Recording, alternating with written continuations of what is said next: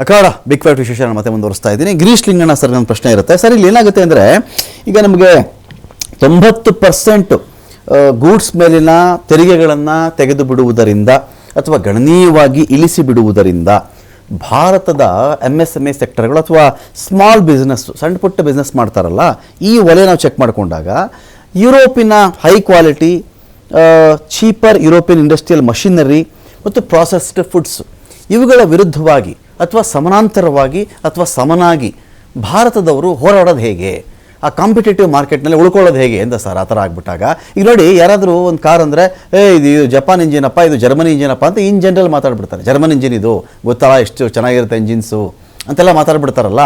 ಈ ಕಾಂಪೀಟ್ ಮಾಡೋದು ಹೇಗೆ ಸರ್? ನಾವು ನಮ್ಮ ದೇಶ ಇದರೊಂದಿಗೆ ಕಾಂಪೀಟ್ ಮಾಡೋದು ಹೇಗೆ ಅಂತ ನೋಡಿ. ಇವಾಗ ನಾನು ಯಾಕೆ ಆಟೋಮೊಬೈಲ್ ಸೆಕ್ಟರ್ ನಿಮ್ಗೆ ಒತ್ತಿ ಹೇಳದೆ ಬಿಗಿನಿಂಗ್ ಅಂದ್ರೆ ಬಿಕಾಸ್ ನಮ್ಮ 1/3 ಆಫ್ GDP ಬರ್ತಾ ಇರೋದೇ ಆಟೋಮೊಬೈಲ್ ಸೆಕ್ಟರ್ ಅಂತ ನಮ್ಮ ಭಾರತಕ್ಕೆ. 1/3 ಆಫ್ ದ GDP ಅಂದ್ರೆ ಹತ್ತತ್ರ 30% of the GDP is coming, contribution is directly from the automobile sector. So ಇವಾಗ ಏನ್ ಮಾಡಿದ್ದಾರೆ ಅಂದ್ರೆ around 90% of the goods from Europe zero free trade ಮಾಡ್ತಾರೆ.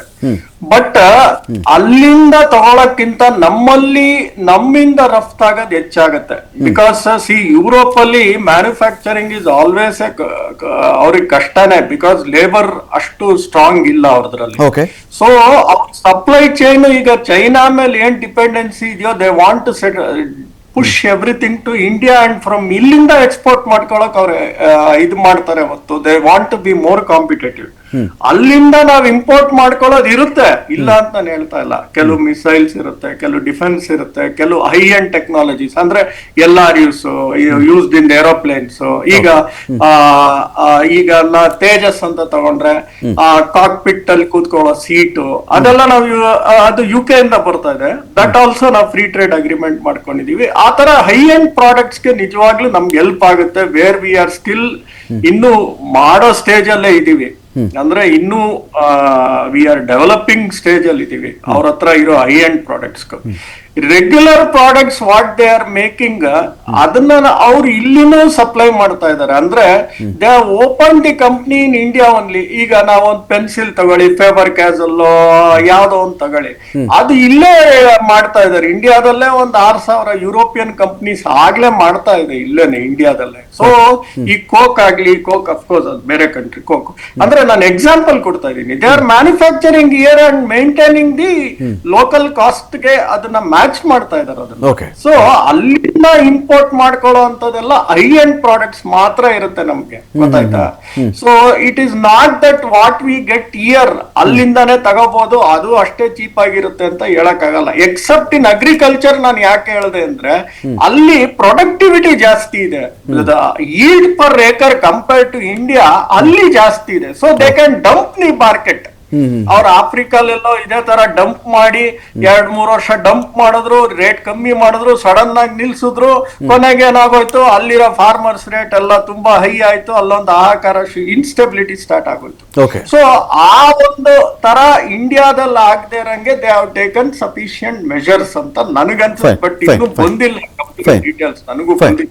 So what I am feeling, I am telling these things. Fine sir, fine. ನಾನು ಅಜಿತ್ ಅವ್ರು ಕೇಳಿಬಿಡ್ತೇನೆ. Ajit sir, ಈಗ ಇಲ್ಲೇನಾಗುತ್ತೆ 16,500 ರೂಪಾಯಿ ಚಿನ್ನ ಇವತ್ತು ಅಂತ ನಾವೇನು ಮಾತಾಡ್ತಾ ಇದ್ದೀವಿ. ಚಿನ್ನದ ವಿಚಾರಕ್ಕೆ ನಾವು ಬರೋದಾದರೆ ಏನೋ ಈ ಇಯರ್ ಮಧ್ಯಭಾಗಕ್ಕೋ ಕೊನೆ ಭಾಗಕ್ಕೋ ಇಷ್ಟು ಆಗಬಹುದೇನೋ ಅಂದಾಜಿತ್ತು, 16,000 ಆಗಬಹುದು ಅಂತ. ಈಗ ಈ ಲೆಕ್ಕದಲ್ಲಿ ನಾವು ಹೋಗ್ಬಿಟ್ರೆ 18,500 20,000 ಕೂಡ ಚಿನ್ನ ಆಗುತ್ತೆ ಅಂತ ಮಾತಾಡ್ತಾ ಇದ್ದಾರಲ್ಲ. ಯೂಶ್ವಲಿ ಚಿನ್ನ ಬೆಳ್ಳಿ ಪ್ರತಿಯೊಬ್ಬರಿಗೂ ಒಂದಲ್ಲ ಒಂದು ರೀತಿಯಲ್ಲಿ ಅದು ವ್ಯಾಮೋಹ ಆದರೂ ಇದೆ, ಆಸೆ ಆದರೂ ಇದೆ, ಅಲಂಕಾರವಾದರೂ ಇದೆ, ಅಗತ್ಯವಾದರೂ ಇದೆ, ಹೂಡಿಕೆ ಆದರೂ ಇದೆ. ಇಷ್ಟು ಪಾಯಿಂಟಲ್ಲಿ ಯಾವುದನ್ನು ತೆಗೆದಾಕಕ್ಕಾಗಲ್ಲ ಅಲ್ಲಿ. ಯಾರಿಗೂ ಚಿನ್ನ ನನಗೇನು ಬೇಡಪ್ಪ ಅಂತ ಯಾರು ಸರ್ವಸಂಗ ಪರಿತ್ಯಾಗಿತಾರೆ ಚಿನ್ನದ ವಿಚಾರದಲ್ಲಿ ಮಾತಾಡೋಕ್ಕಾಗಲ್ಲ. ಈ ಬೆಳ್ಳಿ ಮಾರ್ಕೆಟ್ ಕತೆ ಏನು, ಇದು 4,04,000 ರೂಪಾಯಿವರೆಗೂ ಹೋಗುತ್ತೆ ಅಂತ ಕೆಲವರು ಹೇಳ್ತಾ ಇದ್ದಾರೆ. ಈ ಮಾರ್ಕೆಟ್ಗಳು ಈ ಒಪ್ಪಂದಕ್ಕೆ ಏನಾದರೂ ಸಂಬಂಧ ಬರ್ತಾ ಇದೆಯಾ ಇಲ್ಲಿ ಅಂತ? ಬೆಳ್ಳಿ ಡಾಲರೇ ಇಲ್ಲಿ ನಿರ್ಣಾಯಕ ಆಗುತ್ತಾ? ಯುರೋಪಿಯನ್ ಯೂರೋ ಈ ಕರೆನ್ಸಿಯಿಂದ ಏನಾದರೂ ಬದಲಾವಣೆಗಳಾಗುತ್ತಾ? ಹೇಗೆ ಇದು? ಅಂಟಿಲ್ ಅನ್ಲೆಸ್ ಡಾಲರ್ಸ್ನ ನಾವು ಕನ್ವರ್ಟ್ ಮಾಡದೆ ನಾವು ಯುರೋಪಿನ ಯೂರೋಗಳಿಗೋ ಅಥವಾ ಭಾರತದ ಕರೆನ್ಸಿ ಮೇಲೆ ಅವಲಂಬಿತವಾಗಿದೆ. ಸುಮಾರು 20 ವರ್ಷದ ಮುಂಚೆ ಥಾರ್ ಅಂತ ಒಬ್ಬರು ಎಕನಾಮಿಸ್ಟ್ ನಮ್ಮ ಅಸೋಸಿಯೇಷನ್ ಕರೆಸಿದ್ವಿ.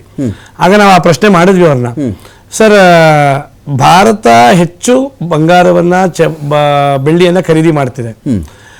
ಇಡೀ ಜಗತ್ತಲ್ಲಿ ಎಲ್ಲದಕ್ಕಿಂತ ಹೆಚ್ಚು ನಾವೇ ಖರೀದಿ ಮಾಡ್ತಿರ್ಬೇಕಾದ್ರೆ ನಾವು ಅದರ ಆಧಿಪತ್ಯ ಇಟ್ಕೋಬೇಕಲ್ವಾ, ನಾವು ಅದನ್ನ ಹೋಲ್ಡ್ ಮಾಡಬೇಕು, ನಾವು ಅದನ್ನ ಸರಿಯಾದ ರೀತಿಯಲ್ಲಿ ಚಾಲನೆ ಮಾಡಬೇಕು. ಅಮೆರಿಕನ್ ಡಾಲರ್ ಯಾಕೆ ನಿಂತಿದೆ ಅಂತ ಅವ್ರು 20 ವರ್ಷದ ಮುಂಚೆ ಅವ್ರು ಬಹಳ ಚೆನ್ನಾಗಿರೋ ಮಾರ್ಮಿಕವಾದ ಉತ್ತರ ಕೊಟ್ಟರು. ಅದು ನಿಮ್ಮ ದೇಶದ ಅಧಿಕಾರ ಆಡಳಿತದ ಮೇಲೆ ನಿರ್ಧಾರ ಆಗುತ್ತೆ. ನೀವು ಅದನ್ನ ಕಂಟ್ರೋಲ್ ತಗೋಬೇಕಿತ್ತು, ತಗೊಂಡಿಲ್ಲ. ಅವ್ರು ತಗೊಂಡಿರೋದ್ರಿಂದ ಅವರ ಆಧಾರದಿಂದಾನೇ ಇಡೀ ಜಗತ್ತು ಡಾಲರ್ ಮೇಲೆ ನಿಂತಿದೆ. ಅವಲಂಬನೆ ಕಡಿಮೆ ಮಾಡ್ಬೇಕು, ಕಡಿಮೆ ಮಾಡದೆ ಹೊರತು ಬಂಗಾರದ ಬೆಲೆ ಕಡಿಮೆ ಆಗಲ್ಲ. ಇತ್ತೀಚೆಗೆ ಒಂದು JP ಮಾರ್ಗನ್ ರಿಸರ್ಚ್ ಅವರು ಒಂದು ವರದಿ ಕೊಟ್ಟಿದ್ದಾರೆ. ಆ ವರದಿ ಪ್ರಕಾರವಾಗಿ ನೋಡೋದಾದ್ರೆ ಬಂಗಾರದ ಬೆಲೆ ಈ ವರ್ಷದ ಕೊನೆಗೆ 16.5 ಬರುತ್ತೆ ಅಂದ್ರು. ಅವ್ರ ಭವಿಷ್ಯನೂ ಸುಳ್ಳಾಯ್ತು. ಈ ವರ್ಷದ ಕೊನೆಗೆ ನೋಡಿದ್ರೆ ಮೊದಲೇ ಬಂದ್ಬಿಟ್ಟಿದೆ. ಈಗ ಮತ್ತೊಂದು ವರದಿನ ವರ್ಲ್ಡ್ ಗೋಲ್ಡ್ ಕೌನ್ಸಿಲ್ ಅವರು ಬಿಡುಗಡೆ ಮಾಡಿದ್ದಾರೆ. ಅದ್ರ ಪ್ರಕಾರ ಜಾಗತಿಕ ಮಟ್ಟದಲ್ಲಿ ಇಂಟರ್ನ್ಯಾಷನಲ್ ರೇಟು 18,500 ಬರುತ್ತೆ. ಸೊ ಅದಕ್ಕೆ ಮತ್ತೆ ಕಸ್ಟಮು ಇನ್ನೊಂದು ಮತ್ತೊಂದು ಎಲ್ಲ ಸೇರ್ಕೊಂಡಾಗ ಭಾರತದಲ್ಲಿ ಸುಮಾರು 20,000 ಗಡಿಗೆ ಬರುತ್ತೆ ಅಂತ ವರದಿ ಕೊಟ್ಟಿದ್ದಾರೆ. ಇದಕ್ಕೂ ಬೇಕಾದಷ್ಟು ಕಾರಣಗಳು ಕೊಟ್ಟಿದ್ದಾರೆ ಅವರು. ಭಾರತದಲ್ಲಿ ಅಥವಾ ಬೇರೆ ಕಡೆ ಎಲ್ಲಾನು ಬಂಗಾರದ ಮೇಲೆ ಹೂಡಿಕೆ ಆಗ್ತಾ ಇರೋದು. ಪ್ರತಿ 3 ತಿಂಗಳಿಗೊಮ್ಮೆ 500 ಟನ್ನಷ್ಟು ಬಂಗಾರವನ್ನ ಎಲ್ಲಾ ಕೇಂದ್ರ ಬ್ಯಾಂಕ್ಗಳು ರಿಸರ್ವ್ ಆಗಿ ಇಟ್ಕೊಳ್ತಾ ಇದ್ದಾರೆ, ಇನ್ಕ್ಲೂಡಿಂಗ್ RBI ಸ್ವತಃ ಸುಮಾರು 1000 ಟನ್ಗಳನ್ನ ನಾವು ಖರೀದಿ ಮಾಡ್ತಾ ಇದೀವಿ. ಸೊ 3 ತಿಂಗಳಿಗೆ ಈ ರೀತಿ ಬಂಗಾರದ ರಿಸರ್ವ್ಗಳಿಗೆ ಹೋಗ್ತಾ ಇದ್ರೆ ಸೊ ಅವರ ಲೆಕ್ಕದ ಪ್ರಕಾರವಾಗಿ ETF ಗಳಲ್ಲೂ ಆಲ್ಮೋಸ್ಟ್ 25% ಹೂಡಿಕೆ ಆಗ್ತಾ ಇದೆ. ಬಂಗಾರದ ದುಡ್ಡು ಎಲ್ಲವನ್ನೂ ETF ಗಳಲ್ಲಿ ಇನ್ವೆಸ್ಟ್ ಮಾಡೋರು ಜಾಸ್ತಿ ಆಗಿದ್ದಾರೆ. ಮತ್ತೆ ಶೇರ್ ಮಾರ್ಕೆಟ್ ಕಡಿಮೆ ಕುಸಿದಾಗೆಲ್ಲ ಅದು ಬಂಗಾರದ ಮೇಲೆ ಇನ್ವೆಸ್ಟ್ಮೆಂಟ್ ಜಾಸ್ತಿ ಆಗೇ ಆಗುತ್ತೆ. ಈ ಎಲ್ಲ ಕಾರಣದಿಂದಾನು ಪ್ರಾಯಶಃ ಇನ್ನೊಂದು 2027-28 ಅಷ್ಟರಲ್ಲಿ 20-20 ಗಡಿ ದಾಟಿದ್ರೆ ಏನು ನಾವು ಆಶ್ಚರ್ಯ ಪಡಬೇಕಾಗಿಲ್ಲ. ನಾನು ಥಾರ್ ಅನ್ನೋರು ಏನು ನಾನು ಹೇಳ್ತಾ ಇದ್ದೀನಿ, ಅವರ ಕೊಟ್ಟಂತಹ ಆಕಡ ಅಥವಾ ಸ್ಟ್ಯಾಟಿಸ್ಟಿಕ್ಸ್ ನ ಕೇಳಿದ್ರೆ ನಾವು ಗಾಬರಿ ಬೀಳ್ತೀವಿ. 2035ಕ್ಕೆ ಅವರು 1 ಗ್ರಾಮು 50,000 ಹೇಳ್ತಾ ಇದಾರೆ. ಅವರ ನಿರೀಕ್ಷೆ, ಅವ್ರು ಹೇಳೋದು ನನ್ನ ಎಕ್ಸ್ಪೆಕ್ಟೇಷನ್ ಈ ತರದಲ್ಲೇ ಬಾಳಿದ್ರೆ ಬಂಗಾರ ಖಂಡಿತವಾಗ್ಲೂ 1 ಗ್ರಾಮ್ಗೆ 9 ವರ್ಷದಲ್ಲಿ ಇನ್ನೂ 9 ವರ್ಷ 10 ವರ್ಷದಲ್ಲಿ ಬಂಗಾರ ಕಡಿಮೆ ಅಂದ್ರೆ 50,000 ಟಚ್ ಆಗುತ್ತೆ 1 ಗ್ರಾಮ್ಗೆ ಅಂತ. 1 ಗ್ರಾಮ್ ಚಿನ್ನ. ಬೆಳ್ಳಿ ಸುಮಾರು 8 kg ಟಚ್ ಆಗುತ್ತೆ, 8 ಲಕ್ಷ ಟಚ್ ಆಗುತ್ತೆ ಕೆಜಿಗೆ. 8 ಲಕ್ಷ 1 kgಗೆ ಟಚ್ ಆಗುತ್ತೆ ಅಂತ ಅವರು ಒಂದು ಸ್ಟ್ಯಾಟಿಸ್ಟಿಕ್ಸ್ ಕೊಟ್ಟಿದ್ದಾರೆ ಅವರ ಒಂದು ಅಭಿಪ್ರಾಯದಲ್ಲಿ.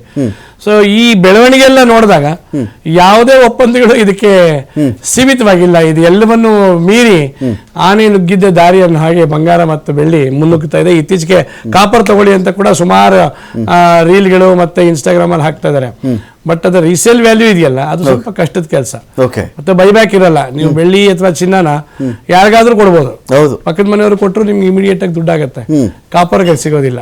ಹಾಗಾಗಿ ಎಲ್ಲರ ಚಿತ್ತ ಕಣ್ಣು ಬಂಗಾರದ ಮೇಲೆ ಇದೆ. ಫೈನ್. ನಾನು ಚರ್ಚೆ ಮತ್ತೆ ಮುಂದುವರಿಸ್ತೀನಿ. ಕೇಶವ್ ಸರ್ ಇಂದ ನಾನು ಕಂಟಿನ್ಯೂ ಮಾಡ್ತೀನಿ.